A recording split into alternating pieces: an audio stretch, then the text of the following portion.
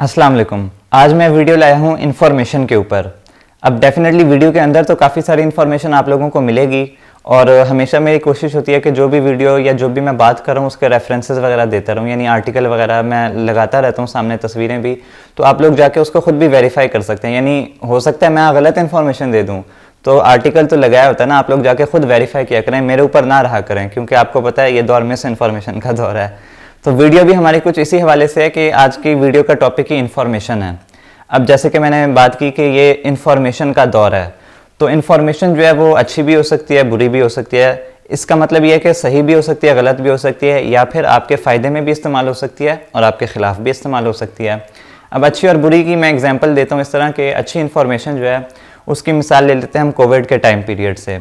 जब कोविड आया था तो हमने देखा कि काफ़ी सारे मुल्कों ने रिस्ट्रिक्शंस लगा दी थी और लॉकडाउन लगा दिए थे, लेकिन जो चाइना है उसकी पॉपुलेशन दुनिया में सबसे ज़्यादा है। उसके बावजूद चाइना ने जो है वो कोविड पे बहुत अच्छे से काबू पाया, वो उन्होंने इन्फॉर्मेशन का इस्तेमाल करके किया था। तो चाइना ने ऐप्स बनाए हुए थे जिनसे वो जब जहाँ बाहर से लोग आ रहे हैं उसको ट्रैक करते थे इन्फॉर्मेशन को, और फिर वो किधर जा रहे हैं उस इन्फॉर्मेशन को ट्रैक करते थे। तो अगर किसी एक पेशेंट में कोविड निकल आए तो फिर वो बाकी लोगों को भी ट्रैक कर सकते थे उस एरिया में कि बंदा कहाँ कहाँ गया, तो उसकी जो है वो उनको भी जो है वो घरों में रखवा लेते थे, क्वारंटीन करा लेते थे। तो इस तरह पाकिस्तान में भी इन्फॉर्मेशन का इस्तेमाल किया गया था कोविड के हवाले से, जिसका हमें बहुत ज़्यादा फ़ायदा हुआ। एक और मिसाल मैं देता हूँ, जो मैंने मियावाकी फॉरेस्ट की वीडियो बनाई थी, उसमें जो दरख्त लगाए गए हैं मियावाकी फॉरेस्ट में उनकी भी जियो टैगिंग की गई है, यानी उनके ऊपर ट्रैकर लगाए हुए हैं जो इन्फॉर्मेशन को रिकॉर्ड करते हैं कि उन्हें कितना पानी मिल रहा है, वो किस तरह ग्रो हो रहे हैं, और वो सारी जो रेलिवेंट इन्फॉर्मेशन है उसका डेटा रखा जाता है। तो इन्फॉर्मेशन है जो कि हमारे फ़ायदे के लिए इस्तेमाल हो रही है। By the way Miyawaki forest की वीडियो आप लोग यहाँ कार्ड से देख सकते हैं, अगर आप लोगों ने अभी तक नहीं चेक की। उसमें मैंने काफ़ी सारी डिटेल्ड इन्फॉर्मेशन दी है उन फॉरेस्ट के हवाले से, तो उसको भी ज़रूर चेक करें। अब आगे जो वीडियो है वो सारी हम नेगेटिव चीज़ों के हवाले से बात करेंगे, क्योंकि पॉजिटिव तो अच्छी साइड हमें पता है, उसके बारे में मैंने जो है अटेंशन नहीं लेके जानी, अटेंशन मैंने नेगेटिव चीज़ों पे लेके जानी है कि आप लोगों को एहतियात करनी चाहिए। तो मेन जो मेरा टॉपिक था इस वीडियो का वो था इंडिया में जो फार्मर्स के प्रोटेस्ट हुए, जो कि पिछले साल स्टार्ट हुए थे। वो जो कानून आए थे, मोदी गवर्नमेंट ने जो कानून पेश किए थे जिनको अब वापस ले लिया गया, उसमें वो जो सिख मेन कम्युनिटी थी, जो फार्मर्स थी उनकी, उनमें सिखों को इम्पर्सनेट करके उनको जो है वो नेगेटिव दिखाया जा रहा था। तो उसकी एक रिपोर्ट आई है डिटेल्ड, मैंने उस पर वीडियो बनानी थी, लेकिन फिर ये 1-2 दिन पहले ही जो है वो नादरा का डेटा भी लीक हो गया, जिसका FIA के ऑफिशियल ने बताया। तो फिर मैंने सोचा कि यार इतनी डिटेल में नहीं जाता, बल्कि मैं ढेर सारे जो है आपको मिसालें दे देता हूँ ताकि आप लोगों को पता लग जाए कि ये कितना बड़ा मसला है। तो चलें शुरू करते हैं इंडिया वाले इवेंट से। तो इंडिया में जो एहतजाज हो रहे थे वो मेनली इसलिए हो रहे थे कि जो कानून लाए गए थे मोदी गवर्नमेंट की तरफ से, 3 कानून थे वो, उसमें उनका जो है मिनिमम सपोर्ट प्राइस होती है कि किसानों को उस मार्केट के अंदर कम से कम पैसा जो है किसी भी ट्रेडर को जो उनसे माल ख़रीद रहा है वो देना होगा। और उसके अलावा जो है उस मार्केट के बाहर जो है वो उन्होंने टैक्सेशन को ख़त्म कर दिया था, यानी जो मार्केट के बाहर से अगर कोई ख़रीदेगा तो उसको टैक्स नहीं देना पड़ेगा। यानी इस मार्केट में तो चेंज नहीं लाए जिस मार्केट में वो किसान हैं। बेसिकली ये पंजाब और हरियाणा में बहुत अच्छे एक सिस्टम बने हुए थे, मार्केट्स बनी हुई थी जिनके अंदर किसान जाके अपने जो माल बेचते थे और उन्हें उसकी कम से कम प्राइस जो गवर्नमेंट ने सेट की होती थी वो मिल जाती थी, और ट्रेडर्स पे टैक्स भी लगता था, तो एक अच्छी अमाउंट यानी बन जाती थी। अब वो मार्केट के बाहर जब जाके बेचेंगे तो वो टैक्स नहीं है, तो ट्रेडर बजाय इस मार्केट से ख़रीदें वो बाहर से ख़रीदेंगे तो उनके पैसे बचेंगे। तो ये जो मार्केट के लोग हैं, किसान हैं मार्केट के, इनका नुकसान होना था। तो इस हवाले से वो प्रोटेस्ट कर रहे थे कि इन कवानीन को वापस लिया जाए। तो मोदी गवर्नमेंट ने बेसिकली कह दिया कि हम इन्हें वापस ले लेंगे। लेकिन जो यहाँ मेन बात मैंने करनी है वो है एक रिपोर्ट की जो कि सेंटर फॉर इंफॉर्मेशन रेजिलियंस की तरफ से रिसेंटली जारी की गई है। ये एक UK बेस्ड कंपनी है जो कि इसी तरह की चीज़ों को मॉनिटर करती है कि जो इन्फ्लुएंस जो लोग या ऑर्गेनाइजेशंस जो अपना इन्फ्लुएंस दूसरों पे कर रहे हैं गलत तरीके से, उनको मॉनिटर करती है। तो इसने एक रिपोर्ट जारी की है जिसमें बताया गया है कि किस तरह जो ये सिखों का एहतजाज हो रहा था, इस पर सोशल मीडिया का इस्तेमाल करते हुए इन सिखों को ही इम्पर्सनेट किया, यानी वही सिख जो हैं वो दिखाए गए हैं कि वो उसके ख़िलाफ़ बात करें, उस इवेंट के ख़िलाफ़, ये जो एहतजाज हो रहे हैं। और वो क्या कर रहे थे, इंडियन नेशनलिज्म को सपोर्ट कर रहे थे, इंडियन स्टेट का जो स्टांस है उसको सपोर्ट कर रहे थे, और इन सिखों के ख़िलाफ़ बात कर रहे थे। अब किसी के खिलाफ बात करना तो कोई बड़ा मसला नहीं है, अगर आप समझते हैं कि ये बंदा गलत बात कर रहा है तो आप डेफिनेटली उसके खिलाफ बोल सकते हैं। लेकिन मसला यहाँ पे ये था कि ये काम फेक अकाउंट्स के ज़रिए हो रहा था।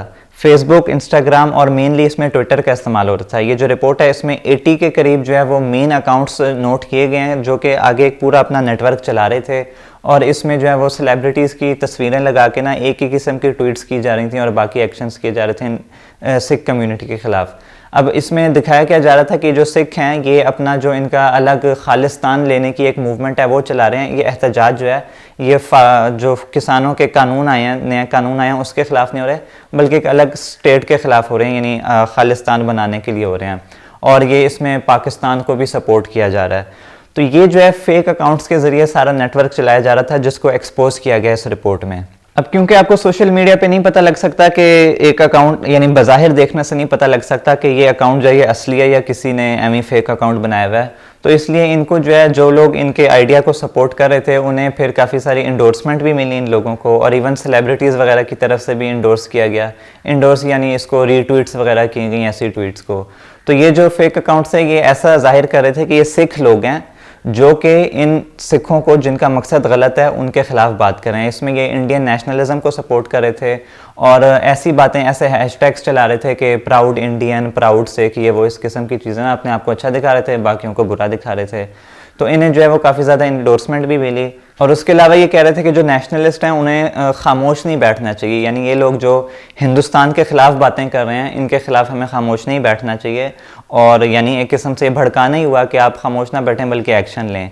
और यार ये एक पीसफुल प्रोटेस्ट करने वाले लोग थे, डेफिनेटली कहीं ना कहीं तो कुछ ना कुछ हुए होंगे, पुलिस के साथ झड़पें वगैरह भी हुई होंगी जब एहतजाज होता है और स्टेट ने उसको रोकना होता है, तो इस किस्म के काम होते हैं। लेकिन ये ऐसा कोई जो है वो वायलेंट किस्म के प्रोटेस्ट नहीं थे, आमतौर पे पीसफुली प्रोटेस्ट थे, बल्कि इनके ऊपर तो खुद जो है वो गवर्नमेंट के लोगों ने जो है वो गाड़ियां चला दी। यानी एक मिनिस्टर था, उसके बेटे ने जो है उस पर इल्ज़ाम है कि उसने जो है वो इनके ऊपर गाड़ी चला दी, और उसकी वीडियो भी मौजूद है, पता नहीं वो मैं यूट्यूब पे इधर दिखा सकता हूँ, यानी मेरा नहीं ख्याल, मुझे दिखानी चाहिए। ये लोग प्रोटेस्ट करें और पीछे से गाड़ी आती है वो इनको कुचल के जो है चली जाती है। तो इतना ये लोग तो यानी मजलूम बने हुए थे यहाँ पे। तो इन अकाउंट्स के ज़रिए जो है वो इन लोगों के ख़िलाफ़ काफ़ी सारी जो है वो नेगेटिव इनको पोर्ट्रे किया गया। तो ये बेसिकली उस रिपोर्ट के मेन पॉइंट्स थे जिनका मैंने आप लोगों को बता दिया है। अब ये कोई पहली दफ़ा नहीं हुआ कि इस किस्म का काम किया गया। जब इस तरह के एहतजाज वगैरह हो रहे होते हैं या एक कम्युनिटी निकली होती है तो उनको अगर आपने जो है वो नेगेटिव दिखाना हो तो आप जो दूसरी पार्टी है वो ऐसा जाहिर कर सकती है कि उन्हीं के अंदर से कुछ लोगों को उठा के कोई गलत काम कर दिया जाए ताकि ये जो लोग हैं जो पीसफुल प्रोटेस्ट कर रहे हैं उनको बुरा दिखाया जा सके। इस तरह ब्लैक लाइव्स मैटर के जब प्रोटेस्ट हो रहे थे अमेरिका में, जब वो जॉर्ज फ्लॉयड का कत्ल हुआ था, यानी पुलिस वाले ने उसे मार दिया था बेसिकली, तो उसमें भी हुआ। और मैं यहाँ आपको अगर ज़्यादा रेलिवेंट एग्जांपल दे दूँ तो जब इमरान खान के ये धरने हो रहे थे तो उसमें भी मुझे याद है कि पीटीवी के ऊपर जब हमला किया गया था तो जो उस वक्त गवर्नमेंट थी पीएमएलएन, उन्होंने कहा था कि पीटीआई के लोग हैं, और हाँ उन्होंने वो झंडे वगैरह भी पकड़े होंगे पीटीआई के, लेकिन ये काम करना बड़ा आसान है कि आप कुछ लोगों को पैसे दें, उन्हें कहें पीटीआई के झंडे लो और यहाँ पे हमला कर दो। तो वो पीटीवी पे हमला हुआ था और उससे पीटीआई जो है वो काफ़ी ज़्यादा बदनाम हुई थी। ऑब्वियसली उसमें पीटीआई ने, इमरान खान ने कहा था कि हमारा इन लोगों से ताल्लुक़ नहीं है क्योंकि वो उनके कॉज को नुकसान पहुंचा रहे थे। तो यहाँ सिखों की कम्युनिटी से कुछ लोग ऐसा जाहिर कर रहे हैं कि हम लोग जो हैं वो सही सिख हैं और ये गलत काम करेंगे, इंडिया के ख़िलाफ़ काम करें, यहाँ पे पाकिस्तान जिंदाबाद के नारे लगाए जा रहे हैं, ये लोग खालिस्तान यानी अपने मुल्क का जो है वो अलग मुतालबा कर रहे हैं। तो इन्हें हर किस्म से जो है उन्होंने नेगेटिव पोर्ट्रे करने की कोशिश की। तो यहाँ मैं ये बात करना चाह रहा हूँ कि इन्फॉर्मेशन के ज़रिए जो है वो नेगेटिव काम किया जा रहा था। मेनली इसमें ट्विटर को यूज़ किया जा रहा था और ट्विटर पर जो है वो तकरीबन 33 अकाउंट्स जो हैं इस रिपोर्ट में बताए गए हैं कि इनके तकरीबन 84,000 से ज़्यादा फॉलोअर्स थे। तो यानी चंद अकाउंट से आप एक बहुत बड़ा काम करा सकते हैं। तो इन्फॉर्मेशन की मैं बात कर रहा हूँ बेसिकली यहाँ पे कि इन्फॉर्मेशन का इस्तेमाल करके गलत न्यूज़ फैलाई जा रही थी, जो कि इन्फॉर्मेशन भी ऑब्वियसली वो खुद ही बनाई हुई थी, तो सारी वो फेक न्यूज़ थी। लेकिन जो एक बंदा देखने वाला है उसको तो नहीं ना ये बातें पता लगती, तो जो लोग हैं वो उनको फिर रीट्वीट भी कर रहे थे, आगे शेयर भी कर रहे थे और उनके स्टांस को जो है वो मजबूती भी मिल रही थी। लेकिन ये सारा ऑब्वियसली प्रोपेगेंडा था। तो ट्विटर की एग्जांपल लिए, यहाँ पे ट्विटर जो है ना इन कामों में सबसे ज़्यादा इस्तेमाल होता है। यहाँ पे आप लोगों को ख्याल करना चाहिए, फेक अकाउंट्स बना के लोग इस किस्म की चीज़ें कर रहे होते हैं। मैं पाकिस्तान से एग्जांपल देता हूँ आप लोगों को, डॉक्टर फरहान विर्क की। डॉक्टर फरहान विर्क ने जो है वो पीटीआई के लिए बहुत ज़्यादा काम किया है और पीटीआई की, यानी वो ऐसा कहते हैं कि पीटीआई से मेरा ताल्लुक़ नहीं था, लेकिन अब पता नहीं इसमें कितनी हकीकत है कितनी हकीकत नहीं है। वो जो है वो हैशटैग्स चलाया करता था ट्विटर पे पीटीआई के हक़ में, जब PMLN की और PTI की जो लड़ाइयाँ होती हैं ना सोशल मीडिया में, उसमें वो PTI को सपोर्ट करता था और काफ़ी ज़्यादा फ़ायदा भी पहुँचाया PTI को। इसके ऊपर जो है वो अल जज़ीरा की एक बहुत अच्छी डॉक्यूमेंट्री बनी हुई है, वो आप लोग ज़रूर चेक करें, उसका लिंक नीचे डिस्क्रिप्शन में दे दूँगा। उसमें आप लोग देख सकते हैं कि ये काम जो है ट्विटर के थ्रू किस तरह किए जाते हैं। खैर, ये जो फार्मर्स का प्रोटेस्ट हुआ है इसमें इन्होंने काफ़ी ज़्यादा बदनाम कर दिया, और ये जो सेंटर फॉर इंफॉर्मेशन रेजिलियंस की रिपोर्ट आई है इसको डिटेल में आप लोग देख सकते हैं, इसका लिंक भी मैं नीचे डिस्क्रिप्शन में दे देता हूँ।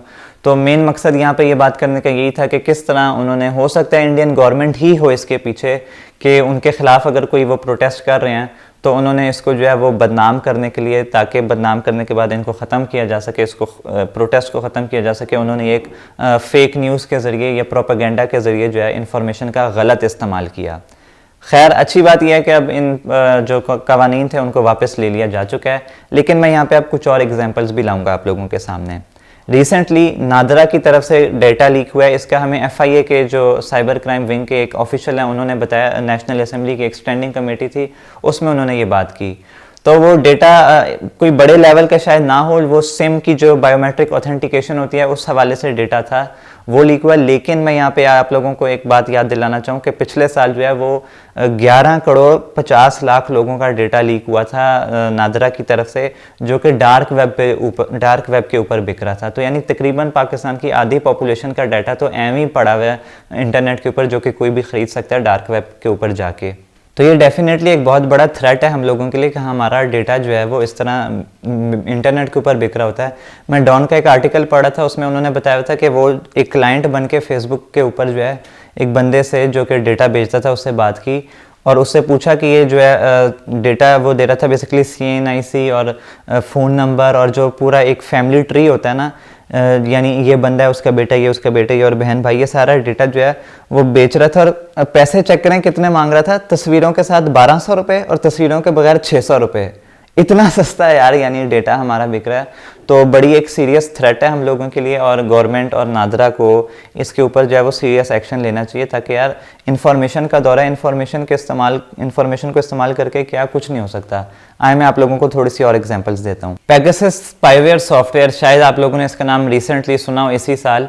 ये भी जो है वो एक इसराइली कंपनी है जो कि अपना जो है सॉफ्टवेयर बेचती थी ऑर्गेनाइजेशंस को या गवर्नमेंट्स को बेसिकली, और बेसिक उसका कहना यह था कि ये जो है वो टेररिज्म के खिलाफ और बुरे लोगों के खिलाफ इस्तेमाल करेंगी गवर्नमेंट्स। लेकिन हाँ, ऐसे थोड़ी होता है, गवर्नमेंट्स ये थोड़ी करती हैं, वो तो अपने दुश्मनों के खिलाफ इस्तेमाल करती हैं, जो कि आम आवाम में भी से भी हो सकते हैं, पॉलिटिशियंस भी हो सकते हैं, जो मीडिया के लोग हैं उनसे भी हो सकते हैं, ह्यूमन राइट्स और बाकी NGOs के खिलाफ, यानी जो भी गवर्नमेंट के खिलाफ बात करते हैं वो इस्तेमाल कर सकते हैं। तो ऐसा ही हुआ, ये जो पेगासस स्पाईवेयर सॉफ्टवेयर है जब इसकी लीक आई कि ये यहाँ इस्तेमाल हुआ इन कंट्रीज़ में, तो फ्रांस का जो प्रेसिडेंट है इमैनुअल मैक्रोन, उसने अपना फ़ोन चेंज कर लिया। और जो जमाल खशोगी जो कि एक जर्नलिस्ट था तुर्की का जिसमें कत्ल हुआ, जो सऊदी अरेबिया के ऊपर इल्ज़ाम आता है, उसमें भी इसको लिंक किया गया कि उसके कत्ल में भी ये स्पाईवेयर सॉफ्टवेयर इस्तेमाल था। और उसके अलावा अमेज़ॉन के CEO जो थे, एक्स CEO, अब वो CEO नहीं है, जेफ बेजोस फाउंडर बेसिकली, उनके ऊपर भी जो है वो ये स्पाईवेयर सॉफ्टवेयर का इस्तेमाल किया गया सऊदी अरेबिया की तरफ से एलिजिडली, यानी इल्ज़ाम लगाया गया। तो एक इतनी बड़ी चीज़ है जिससे दुनिया के बड़े बड़े लोग जो हैं वो इफेक्ट हो रहे हैं। ये सारा कुछ जो है वो इन्फॉर्मेशन के ज़रिए हो रहा है। अब ये सॉफ्टवेयर एक ऐसी चीज़ है जिससे आप लोग शायद ना ही बच सकें, क्योंकि इसमें सिर्फ आपका फ़ोन नंबर जो है वो चाहिए, बाकी ज़रूरी नहीं कि आप कोई लिंक खोलें तो आपको जो है वो सॉफ्टवेयर से इफेक्ट हों। तो इतना बड़ा, यानी मैं कह रहा हूँ, बात करने का मकसद ये है कि हमारा तो फ़ोन नंबर क्या, हमारा CNIC का नंबर, हमारे टैक्स नंबर, हमारी सारी डिटेल जो है वो अगर इंटरनेट के ऊपर पड़ी होंगी तो यार ऑब्वियसली एक बहुत बड़ा थ्रेट है हम लोगों के लिए। अब यह इन्फॉर्मेशन की बात हो ही रही है तो मैं एक और प्रोपेगेंडा या फेक न्यूज़, मिस इन्फॉर्मेशन, इन जो भी कह लें नाम देते हैं, उसकी एक और मैं आप लोगों को मिसाल याद दिलाता चलूँ कि EU डिसइन्फो लैब की तरफ से जो इंडियन क्रॉनिकल्स की एक रिपोर्ट लीक की गई थी बेसिकली, उसमें यह बताया गया था कि 750 से ज़्यादा फेक मीडिया आउटलेट्स बनाए गए थे और जो यूरोपीय यूनियन के इदारे हैं उनको इम्पर्सनेट किया जा रहा था, और मरे हुए लोगों को, यानी जो बंदा मर गया उसको दोबारा से जो है ज़िंदा करा के, यानी उसका नाम लेके जो है वो इस किस्म की खबरें फैलाई जा रही थी जिनका मकसद ये था कि पाकिस्तान को बदनाम किया जाए और जो इंडिया का नैरेटिव है, इंडिया जो बातें करता है उसको सपोर्ट किया जाए, और चाइना के ख़िलाफ़ भी इस्तेमाल हो, लेकिन मेनली पाकिस्तान के ख़िलाफ़, पाकिस्तान को बदनाम करना, पाकिस्तान के ख़िलाफ़ नफ़रत फैलाना इसका मकसद था। और जो ANI है, इंडिया में एक न्यूज़ एजेंसी है, एशियन न्यूज़ इंटेलिजेंस, वो इनकी ख़बरों को जो है वो आगे फैलाती थी। तो ये जो है ये एक बहुत बड़ा नेटवर्क था जो कि ये काम फेक न्यूज़ प्रोपागेंडा कर रहा था पाकिस्तान के ख़िलाफ़। ये भी अगेन इन्फॉर्मेशन की एक मिसाल है जो कि नेगेटिव है। पाकिस्तान में ministry of information and broadcasting का जो डिजिटल मीडिया विंग है उसने एक रिपोर्ट जारी की थी जिसमें 2019 से लेके 20 तक का टाइम पीरियड जो है उसमें इन्होंने चेक किया था कि जो पाकिस्तान की स्टेट के ख़िलाफ़ जो ट्रेंड चला रहे हैं ट्विटर पे वो कौन सी पार्टीज़ हैं। ये एंटी स्टेट ट्रेंड्स के नाम से रिपोर्ट जारी की गई थी जिसमें PTM जो पश्तून तहफ़्फ़ुज़ मूवमेंट है वो, पाकिस्तान की दूसरी पॉलिटिकल पार्टीज़ और इंडिया जो है वो इन्हें कैसे सपोर्ट कर रहा है, अफ़गानिस्तान से किस तरह ट्वीट्स की जाती हैं, वो सारी चीज़ें आप लोगों के सामने लाई गई थी। तो इन्फॉर्मेशन के ज़रिए आप लोगों के मुल्क को बदनाम किया जाता है या कुछ भी, किसी बंदे को बदनाम किया जा सकता है, ऑर्गेनाइजेशन को, एक पार्टी को बदनाम किया जा सकता है। हर जगह इन्फॉर्मेशन इन्वॉल्व है। यहाँ पे मैं आप लोगों को, अगर आप लोग ट्विटर यूज़र हैं तो एक बात बताता चलूँ कि गवर्नमेंट ने जो है वो फेक न्यूज़ बस्टर के नाम से एक अकाउंट बनाया हुआ है। ये आप लोग चेक भी कर सकते हैं, इसका ट्विटर हैंडल देख लें। अगर आप लोग ट्विटर यूज़ करते हैं तो इसको फॉलो कर लें। ट्विटर पे जो गलत खबरें चल रही होती हैं ये उसको बस्ट करता है, यानी बताता है कि ये खबर जो है वो फेक है।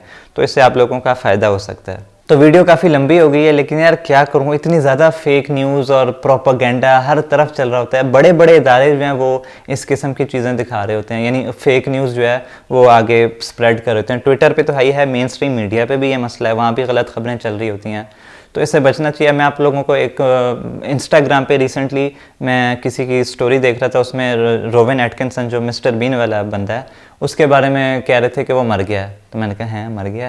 मैंने जाके इंटरनेट पे चेक किया तो कोई नहीं मरा था, ज़िंदा था। और किम जोंग उन जो है नॉर्थ कोरिया का प्रेसिडेंट, उसके बारे में मल्टीपल टाइम्स खबर चल चुकी है 2020 में कि वो मर गए हैं। बड़े बड़े इदारे ये खबरें चलाते हैं यार, ये CNN टाइप इस किस्म के जो है ना, लेकिन वो गलत खबरें होती हैं। तो इतना ज़्यादा मसला है, हो सकता है जानबूझ के ना करते हो, कहीं खबर आई बगैर वेरीफाई उसको आगे कर दिया। तो आप लोग भी व्हाट्सएप अंकल ना बना करें। व्हाट्सएप अंकल जो है वो एक खबर आई ग्रुप में, वो आगे फॉरवर्ड कर दी कि कोविड-19 जो है वो एक साजिश है, खुद ही बनाया था लोगों आबादी कम करने के लिए, और वैक्सीन लगाएंगे तो आप मर जाएंगे 2 सालों में। इस किस्म की खबरें आती हैं व्हाट्सएप पे, लोग पढ़ते हैं, यकीन कर लेते हैं और आगे फैलाना शुरू कर देते हैं। तो व्हाट्सएप अंकल नहीं बनना आपने। व्हाट्सएप और फेसबुक पे जो खबरें आती हैं ना, इन पे बिल्कुल यकीन नहीं करें, और यकीन करना तो पहले वेरीफाई कर लें किसी ऑथेंटिक सोर्स से, फिर आगे जाके जो है वो बात को फैलाएं। तो ये मकसद था। अब मैं, वीडियो ख़त्म हो गई है, बस मैं एक लास्ट सिचुएशन क्रिएट करना चाह रहा हूँ। फ़र्ज़ करें आपके मुल्क का जो डैम है वो इंटरनेट के थ्रू कनेक्टेड है, ठीक है, यानी वो डैम का जो खुलता है ना, वो जहाँ से पानी निकलता है और बंद करता है, वो इंटरनेट से कनेक्टेड है। फ़र्ज़ करें वो हैक कर लिया किसी आपके दुश्मन मुल्क ने, और उसने डैम का वो सारा जो मुंह है खोल दिया, पानी निकला और आपके मुल्क में सैलाब आ जाता है इस तरह, तो आपके मुल्क का इतना ज़्यादा नुकसान हो सकता है। फिर अगर आपकी जो पावर सिस्टम है, बिजली का निज़ाम, वो इंटरनेट से कनेक्टेड है, उसको हैक कर लिया जाता है, आपके मुल्क में बिजली बंद कर दी जाती है, तो आप क्या करेंगे? तो ये इन्फॉर्मेशन का मसला है भाई। हमें ये तो पता है कि हमारा मुल्क दुनिया की 10वीं बड़ी जो आर्मी की 10वीं बड़ी आर्मी है हमारी, ग्लोबल फायर इंडेक्स की वो रैंकिंग थी, उसका तो हमें पता है, लेकिन साइबर सिक्योरिटी में किधर आता है उसका पता है? नहीं पता, क्योंकि वहाँ हम बहुत बुरे हैं। इसराइल जो है वो किस तरह स्कूल से बच्चों को उठा के तो हैकिंग की ट्रेनिंग देता है ताकि वो साइबर सिक्योरिटी में जो है वो काम कर सकें, उसके बारे में हमें चेक करना चाहिए। सारी चीज़ें हमें इसके बारे में सोचना चाहिए, और इन्फॉर्मेशन को बगैर वेरीफाई किए आगे ना फैलाएं। प्रोपेगेंडा, फेक न्यूज़ ये आजकल बहुत ज़्यादा चल रही है। मैंने काफ़ी सारी इस वीडियो में आप लोगों को एग्जांपल दिए हैं ताकि आप लोगों को समझ आए कि ये कितनी बड़ी जो है वो सोचने वाली बात है और एक बहुत बड़ा मसला है। हमारे डाटा भी लीक हो रहे हैं, गवर्नमेंट को भी सोचना चाहिए, और ख़ुद अपने तय भी हमें जो है वो इसके बारे में फ़िक्र करनी चाहिए, एहतियात करनी चाहिए। उम्मीद करता हूँ कि ये वीडियो जो है वो यूज़फुल हुई होगी आप लोगों के लिए किसी न किसी तरह साबित, और फ़ायदा हुआ होगा कुछ ना कुछ। इंशाल्लाह अगली वीडियो में मिलते हैं। अल्लाह हाफिज़। करता है कि ट्विटर पे जो फेक न्यूज़ चल रही होती है उसको ये रीट्वीट करके, यानी उसको कोट करके तो बताता है कि ये न्यूज़ जो है वो फेक है। तो अगर हो सकता है आपने कोई न्यूज़ देखी हो, आप उस पर